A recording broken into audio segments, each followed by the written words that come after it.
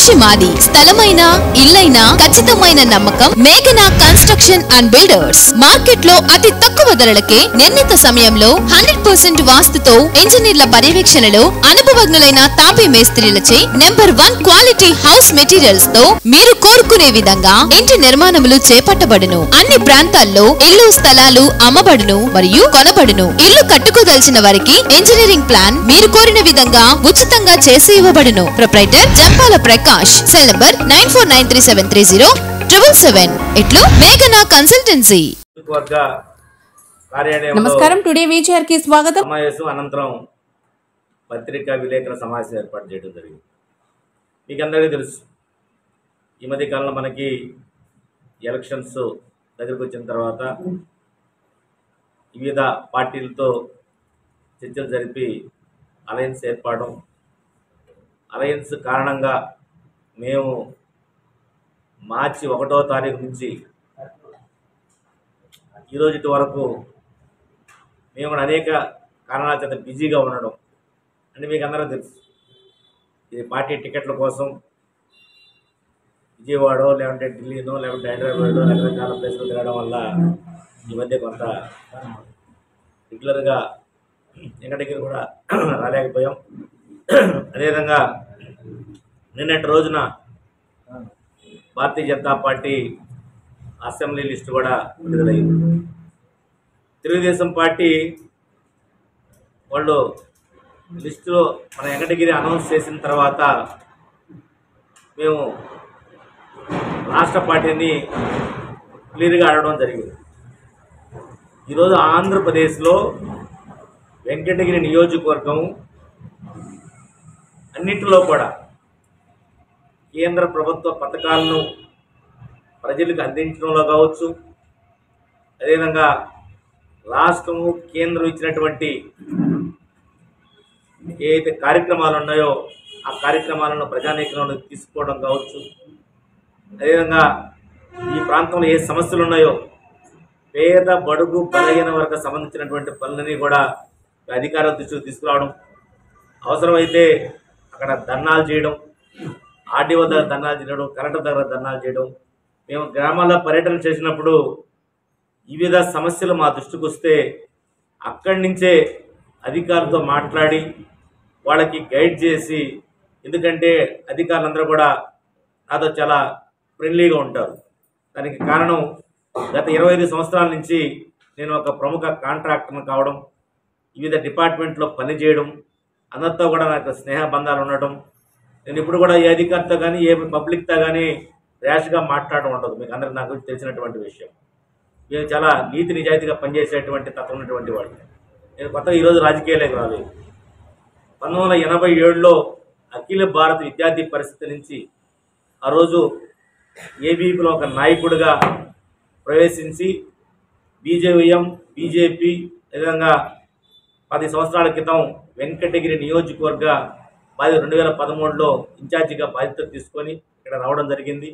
అప్పట్లో municipal elections కావచ్చు, అదేవిధంగా జెడ్పీటీసీ కావచ్చు, ఎంపీటీసీ కావచ్చు, 2014లో కూడా మేము ఇక్కడ పోటీలు పెట్టి నిలబెట్టడం జరిగింది. అదేవిధంగా 2019లో కూడా మేము పోటీలు పెట్టడం కూడా జరిగింది. మీకు అందరూ తెలిసినటువంటి విషయం.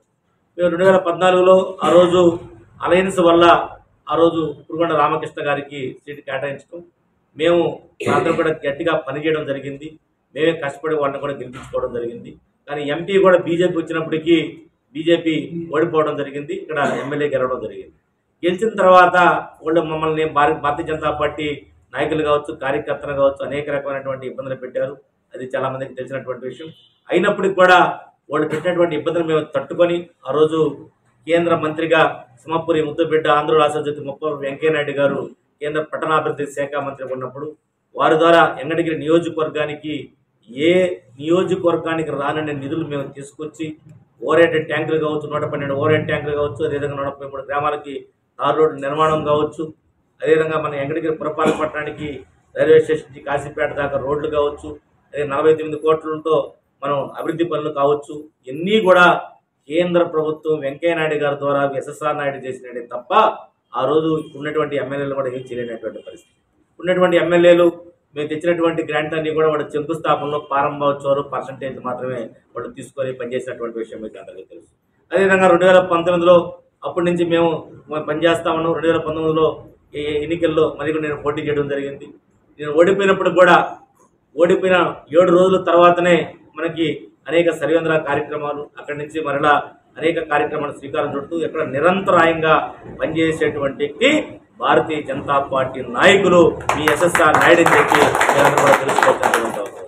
ఒకటి కాదు, నేను 2013లో బాధ్యతలు తీసుకున్న తర్వాత ఆ రోజు ఎల్వి ప్రసాద్ ఐ హాస్పిటల్ ద్వారా ఇక్కడ కొన్ని సెంటర్స్ పెట్టించి దాదాపు మన ఐ క్యాంప్స్ పెట్టించి దాదాపు 12,000 మందికి పైగా కంటి ఆపరేషన్ చేయించడం కావచ్చు, ఇదే సర్వేంద్రాలు ఏర్పాటు చేయడం కావచ్చు, మహిళలకు ముగ్గుల పోటీలు సంక్రాంతి సందర్భంగా చేసేటువంటి కార్యక్రమాలు కావచ్చు, అదేవిధంగా పిల్లలకి యాసరచన పోటీలు కావచ్చు, ఈ విధంగా అనేక రకమైనటువంటి సేవా కార్యక్రమాలతో పాటు అనేక సమస్యల పరిష్కారం చేస్తూ మేము పేద బడుగు బలహీన వర్గ ప్రజలకు దగ్గరగా ఉన్నటువంటి విషయం పత్రికా విలేకరులకి అదేవిధంగా కనీస అవగాహన ఉన్నటువంటి రాజకీయ నాయకులకు అందరూ కూడా తెలిసినటువంటి విషయం.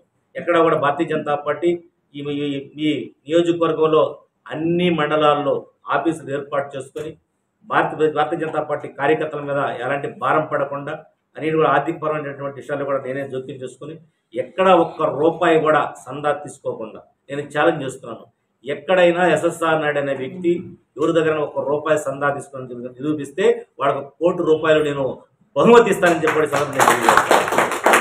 నేను సంపాదించుకున్న అమౌంట్తోనే నేను ఖర్చు పెడుతూ ఎక్కడ కూడా భారతీయ జనతా పార్టీ నాయకుల మీద భారం పడకుండా ఎక్కడ సందా తీసుకోకుండా అనేక కార్యక్రమాలు సేవా కార్యక్రమాలు కావచ్చు, పార్టీ నడపడం కావచ్చు, ఈ విధంగా నీతి నిజాయితీగా మేము పరిపాలన చేస్తున్నామని చెప్పి కూడా మీరు తెలుసుకోవాల్సినటువంటి అవసరం ఉంది. ఎందుకంటే పరిపాలన ఎందుకు అంటున్నానంటే కేంద్రంలో భారతీయ జనతా పార్టీ ఉంది. భారతీయ జనతా పార్టీ అనేక రకమైనటువంటి స్కీమ్స్ కూడా పేద బడుగు బలహీన వర్గాలకు ఇంప్లిమెంట్ చేయడం కూడా జరుగుతూ ఉంది. అదేవిధంగా 2016 మే నెల 1వ తారీఖు నుంచి ప్రధానమంత్రి ఉజ్వల యోజన పథకం కింద గ్యాస్ సిలిండర్లు ఇస్తే ఒక్క వెంకటగిరి నియోజకవర్గంలో 18,820 గ్యాస్ కనెక్షన్లు పేద బడుగు బలహీన వర్గ ప్రజలకే కాకుండా ఎస్సీ, ఎస్టీ, బీసీ, మైనార్టీ, ఓసీలకు కూడా ఇప్పించడం కూడా జరిగిందని చెప్పి అందరూ కూడా తెలిసినటువంటి విషయం అని చెప్పి అర్థం చేసుకోవాల్సిన అవసరం. అదేవిధంగా ఈ మధ్యకాలంలో ప్రధానమంత్రి విశ్వకర్మ యోజన కింద వెంకటగిరి నియోజకవర్గంలో 10,000 మంది చేత అప్లికేషన్లు పెట్టించినటువంటి ఘనత భారతీయ జనతా పార్టీ నాయకులకు దక్కుతుందని చెప్పి మేము తెలియజేస్తా ఉన్నాం. అదేవిధంగా చాలా మంది మహిళలు వచ్చి సార్ మాకు వాళ్ళు ట్రైనింగ్ కోసం మనకి నెల్లూరు అదేవిధంగా తిరుపతి అదేవిధంగా రేణిగుంట పిలుస్తున్నారు, మాకు చాలా ఇబ్బందిగా ఉంది, మేము వెళ్ళాలంటే 5 గంటలకి లేచి చిన్న చిన్న పిల్లలు ఉన్నారు, ఇళ్లలో ముసలివాళ్ళు ఉన్నారు, వాళ్ళందరూ చూసుకోవాల్సినటువంటి అవసరం ఉంది, పక్కన ఉద్యోగాలు చేసేటువంటి పరిస్థితి ఉంది అని చెప్తే అదేవిధంగా మరి అధికారులతో దానికి సంబంధించినటువంటి వ్యక్తులతో మాట్లాడి ఇక్కడ ఆ ట్రైనింగ్ సెంటర్లు కూడా వెంకటగిరికి తీసుకొచ్చినటువంటి పరిస్థితి ఒక భారతీయ జనతా పార్టీ నాయకులు దక్కుతుందని చెప్పి ఈరోజు చాలా మంది ప్రాంతీయ పార్టీ మీరు చూడవచ్చు. ఇప్పుడు అధికారులు ఉన్నటువంటి ప్రాంతీయ పార్టీ ఈ 5 సంవత్సరాల్లో ఏం చేసింది అని అడుగుతా ఉన్నాను. ఏదో ఒక పని చేశారా? జగన్మోహన్ రెడ్డి బటన్ నొక్కుతంతా కూడా చేసింది ఏమీ లేదు. నేను ఇప్పించినటువంటి పనులు కూడా చేసుకునేటటువంటి పరిస్థితులు ఈరోజు ప్రాంతీయ పార్టీలు ఉన్నాయి. అదేవిధంగా తెలుగుదేశం ఈరోజు నేను తెలుగుదేశం విమర్శించడం కాదు కానీ అందరికీ తెలియాలనే ఉద్దేశంతో చెప్పాల్సినటువంటి అవసరం ఉంది కాబట్టి చెప్తా ఉన్నాను. 2019లో ఇప్పుడున్నటువంటి ఇప్పుడు మాజీ ఎమ్మెల్యే ఓడిపోయిన తర్వాత అతను గత 6 నెలల క్రితం నుంచి తిరుగుతున్నాడు తప్ప గతంలో అందరూ వదిలేసినటువంటి పరిస్థితి ఉందా లేదా అందరూ అర్థం చేసుకోవాల్సినటువంటి అవసరం. ఈరోజు ప్రతిపక్ష పాత్ర పోషించినటువంటిది వెంకటగిరి నియోజకవర్గంలో భారతీయ జనతా పార్టీ అని చెప్పి అందరూ కూడా తెలుసుకోవాల్సినటువంటి అవసరం. అదేవిధంగా 2020లో ఆ రోజు ఎంపీటీసీ జెడ్పీటీసీ ఎన్నికల్లో పోటీ పెడితే వాడు తెలుగుదేశం పార్టీకి సంబంధించినటువంటి వారందరూ కూడా కొంతమంది డబ్బులు తీసుకుని కొంతమంది ఇతర చేసినటువంటి పరిస్థితి.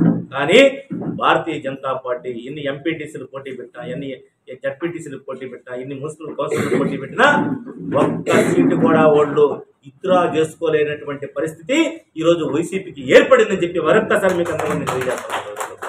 ఆ రోజు మమ్మల్ని చాలా బలవంతం చేశారు, చాలా మందితో నాకు మాట్లాడించారు, నన్ను ఒక రాంగ్ కాల్స్ చేశారు, ఫోన్లు చేసి బెదిరించారు.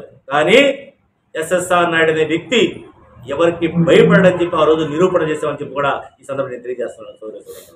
ఎందుకంటే వాళ్ళు మేము జెడ్పీటీసీ ఎంపీటీసీలు పోటీ పెడితే అధికారులను కూడా బెదిరించారు, మేము దొంగ సంతకాలు పెట్టుకున్నాను ఇతర జీవని చెప్పారు.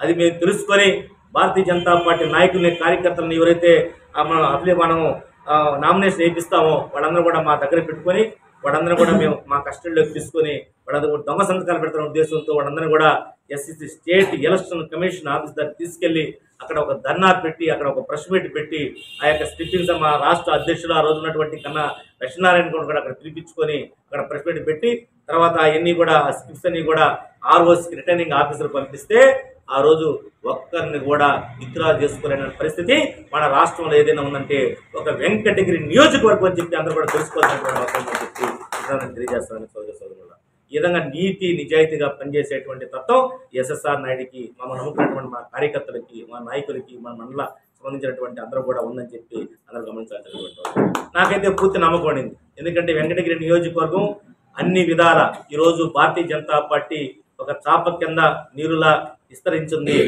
దాంట్లో ఏమాత్రం సందేహం లేదు. ఈ విధమైనటువంటి సర్వేలు జరిగాయి. నాకు రాష్ట్రం సంబంధించినటువంటి పెద్దలు చెప్పారు. అన్ని సర్వేల్లో కూడా వెంకటగిరి నియోజకవర్గంలో ఎస్ఎస్ఆర్ నాయుడు గారికి మంచి పేరుంది కాబట్టి వెంకటగిరి నియోజకవర్గాన్ని 2-3 ప్లేసుల్లో ఒకటి పెడతామని చెప్పి నాకు చెప్పారు. కానీ అనివార్య కారణాల వల్ల నాకు ఆ సీట్ రాలేదు. రానందుకు నేను బాధపడడం లేదు. కానీ మా భారతీయ జనతా పార్టీ నాయకులు కార్యకర్తలు పాపం చాలా బాధపడుతున్నారు. నాకన్నా కూడా ఎక్కువగా బాధపడుతున్నటువంటి అంటే భారతీయ జనతా పార్టీ నాయకులు కార్యకర్తలు. ఎందుకంటే నాకు చాలా బాధ ఉంది. మేము ఇప్పుడు కూడా 2019 నుంచి ప్రతిరోజు ఏదో ఒక మండలానికి వెళ్ళినప్పుడు భారతీయ జనతా పార్టీ నాయకులు కార్యకర్తలు పాపం అందరూ కూడా వాళ్ళ పనులు వదులుకొని నాతో పాటు తిరిగేవాడు. ఒక రోజు కాదు, 2 రోజులు కాదు. ఈరోజు వైసీపీ కావచ్చు లేదా తెలుగుదేశం కావచ్చు వాడు తాత్కాలికంగా రాజకీయం చేసేవాళ్ళే తప్ప పేద బడుగు బలహీన వర్గ ప్రజల కోసం పనిచేసేటువంటి తత్వం వాళ్ళకి లేదని చెప్పి అందరూ కూడా ప్రజలు కూడా అర్థం చేసుకోవాల్సినటువంటి అవసరం ఉంది. ఈ రోజు వాళ్ళు ఓడిపోయిన తర్వాత ఈయన ఒక సమస్య కోసం ఎవరైనా వెళ్తే ఒక పని చేశారని అడుగుతా ఉన్నాం. ఈరోజు వాళ్ళు ఓడిపోయిన తర్వాత తెలుగుదేశం పార్టీ క్యాడర్ ఎవరైతే ఉన్నారో వాళ్ళందరూ కూడా మా దగ్గరకు వచ్చి పనిచేసుకునేవాళ్ళు.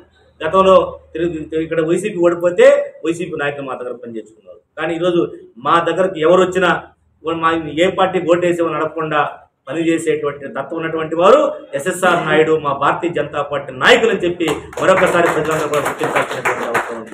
అటువంటి వారిని మేమందరం కూడా పాపం చాలా మంది మహిళలు ఈ మధ్యకాలంలో నాకు ఫోన్లు చేసి సామాన్య ప్రజలు కూడా సార్ మీ మేము సీటు వస్తే తప్పకుండా మేమందరం కూడా మా కుటుంబ సభ్యులు అందరం కూడా కలిసి మా బంధువులు మిత్రులు స్నేహితులు అందరూ కూడా తెలియజేసి నా తరపున మేము 200 ఓట్లు వేస్తాం, 150 ఓట్లు వేపిస్తాం, 200 ఓట్లు వేస్తాం అని చెప్పి ఎంతోమంది కార్యకర్తలు చెప్తా ఉంటే నాకు చాలా సంతోషంగా ఉంది.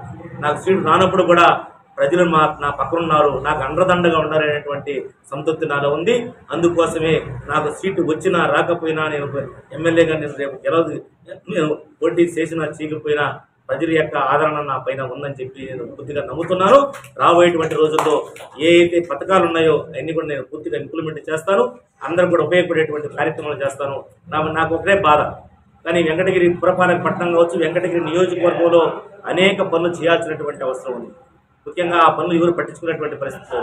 ఈరోజు వెంకటగిరి నియోజకవర్గం ఉన్నటువంటి నాయకులు ఎలక్షన్ టైంలో వచ్చి వాళ్ళకి మాయ మాటలు చెప్పి ఒక 500-1000 రూపాయలు వాళ్ళకు డబ్బులు ఇచ్చి వాళ్ళ చేత ఓటు తీర్చుకుని తర్వాత ఒక్క పని కూడా చేయకున్నటువంటి వదిలేసేటువంటి పరిస్థితి వెంకటగిరి నియోజకవర్గంలో జరుగుతూ ఉంది. అది చాలా పొరపాటు జరుగుతుందనేటువంటి నాకు చాలా బాధగా ఉంది. ఎందుకంటే ఈరోజు మన టౌన్లో చూస్తే వేలాది మంది మహిళలు, వేలాది మంది నిరుద్యోగులు, వేలాది మంది యువకులు ఖాళీగా ఉంటారు. వాళ్ళకి సంబంధించినటువంటి మ్యాన్ పవర్ మనకు ఉంది.